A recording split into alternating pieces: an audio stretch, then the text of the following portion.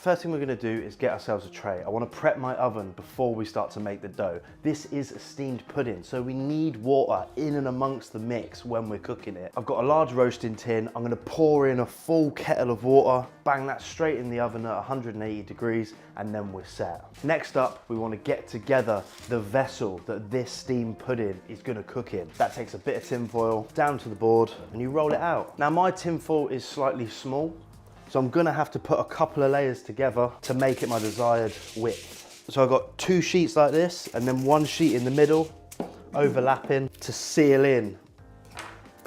So once my tin foil is down, that's gonna be on the outside to protect that paper from burning and the heat of the oven. Then we get our greaseproof paper in the middle so our jam roly-poly doesn't stick. This is now greaseproof paper is pretty non-stick, but just to make sure, we take a little bit of our butter down onto the paper and then use your hands and rub that across the entire surface area of the paper. So once that's properly greased, take that whole blanket and just stick it to one side. And now we're gonna make the dough. And for us, that story starts with beautiful rich butter and a good hit of self-raising flour. Next into this, we go a little bit of sugar. 2 tablespoons straight in.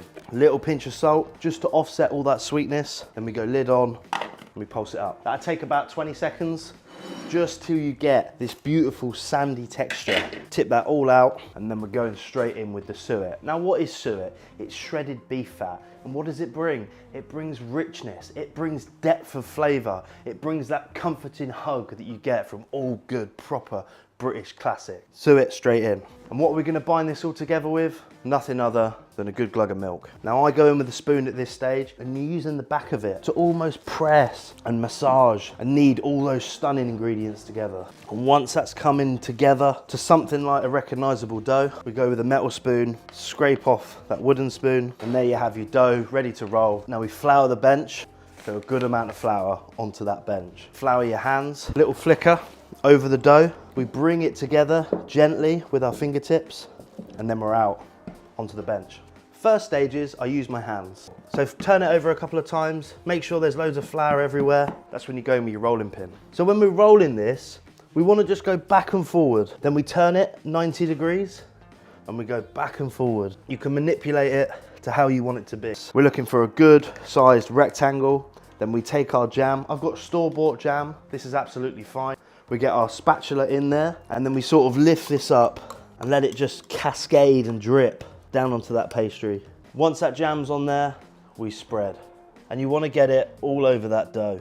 Now how much jam do you want on there? This is completely up to you. And at this stage, I've got my secret weapon, my ruler. Slide it in at the bottom and then you just fold over that first little bit. Slide it in again and we fold over again. Now we've got a lovely little lip to fold the rest of that jam roly-poly over.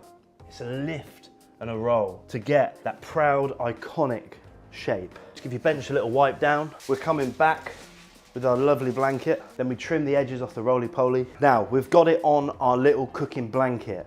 You do a little tiny mini fold at each side, and then you bring these 2 sides up to the top and they meet in the middle, yeah?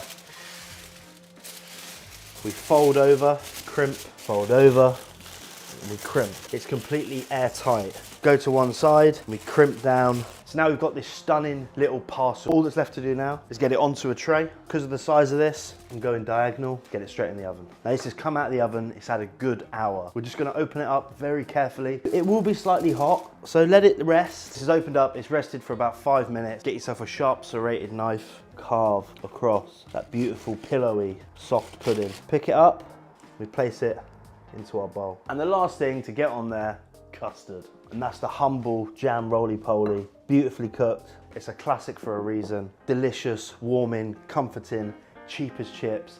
Absolutely stunning to plate. That's my 101 to jam roly-poly. Thank you.